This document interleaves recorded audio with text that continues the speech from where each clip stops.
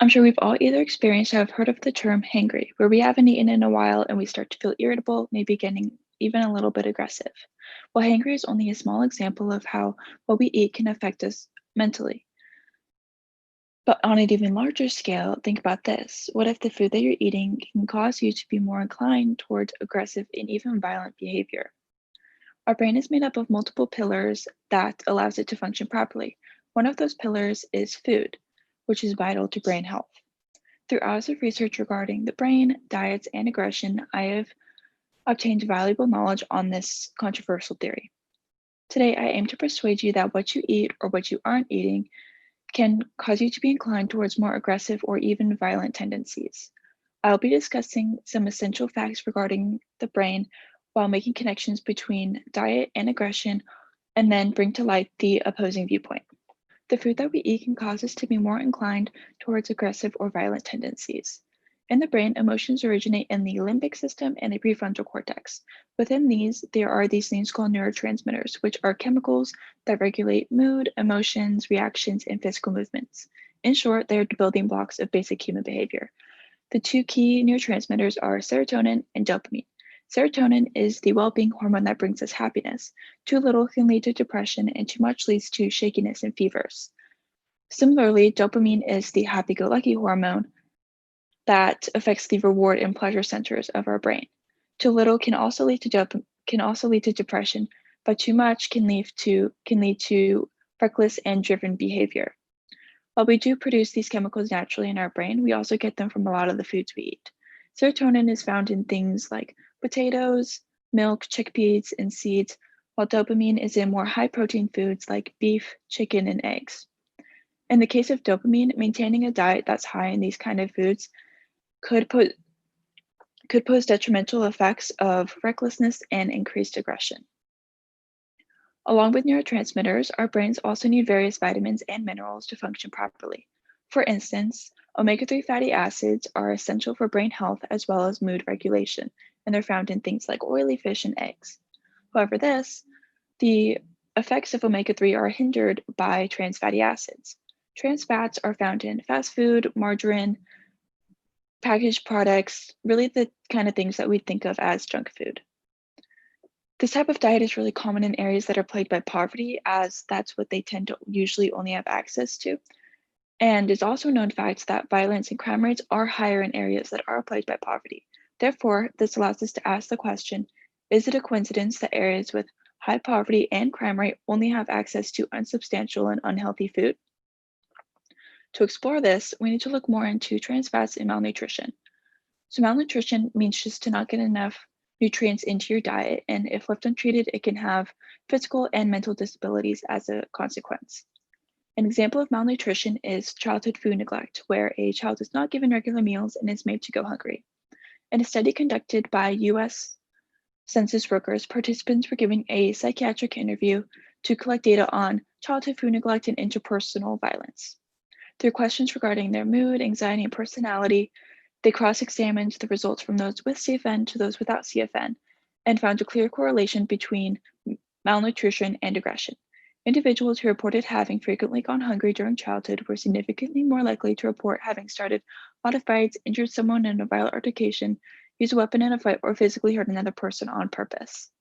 Since their brains were deprived of nutrients at such a young age, they were not able to properly develop, and therefore their brains are now altered to be more inclined towards those aggressive and violent behaviors.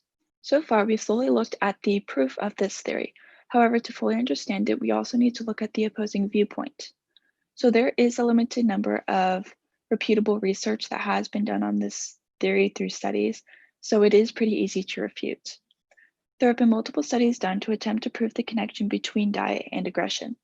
A popular study is to use prison inmates and measure their diet and aggression beforehand, and then measure their aggression after when they are given dietary supplements and various vitamins. The result of most of these studies is that the inmates would show less aggression when they were on dietary supplements than they did beforehand. However, a multitude of these studies did lead to inconclusive results as they had no real way to measure any change in brain chemistry that the inmates may have had. As journalists Fishbein and Peace explain, However, studies of the relationship between diet and behavior involving offender populations have not yielded evidence that a change in diet will result in significant reduction in aggressive or antisocial behavior. Since these studies don't provide hard evidence, it is difficult to use them as proof that there is a correlation in this theory.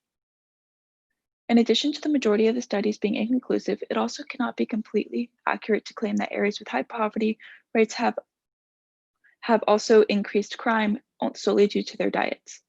A big factor contributing to high crime rates in areas of poverty is just a matter of survival.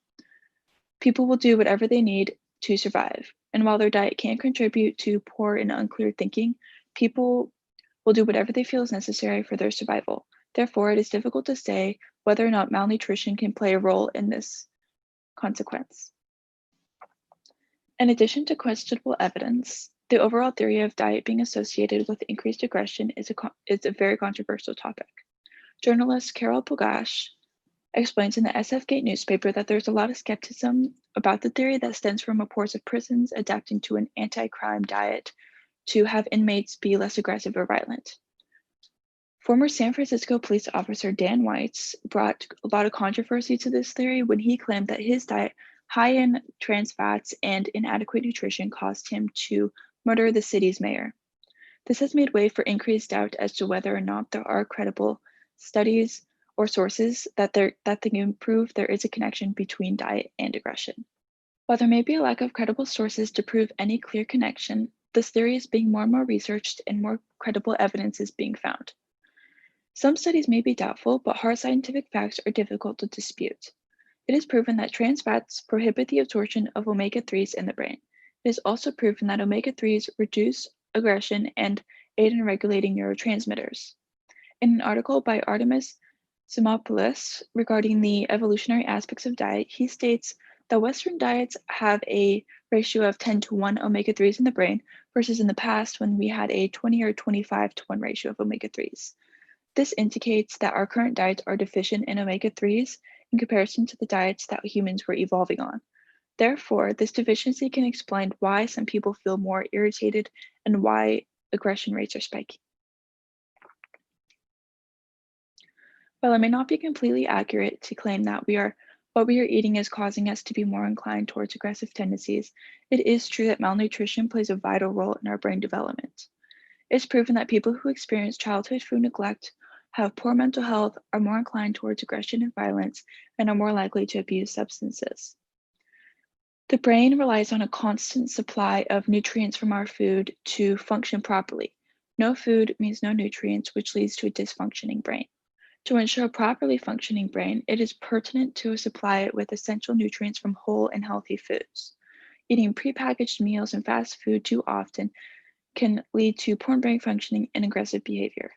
Since it is evident that malnutrition, especially in childhood, has a high probability of leading to poor mental issues in the future, including aggression, it is important to ensure that others also have access to nutritious foods. You can aid others by participating in local food drives, donating to food banks or nonprofits, or volunteering at soup kitchens. There are many possibilities to help others maintain a healthy and functioning brain and not have to succumb to the negative consequences of malnutrition, such as aggression.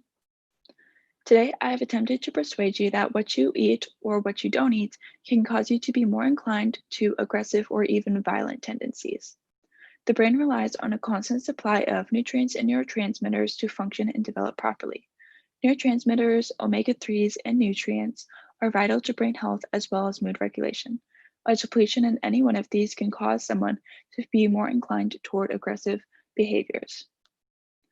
Food and a healthy diet are a vital part of our existence.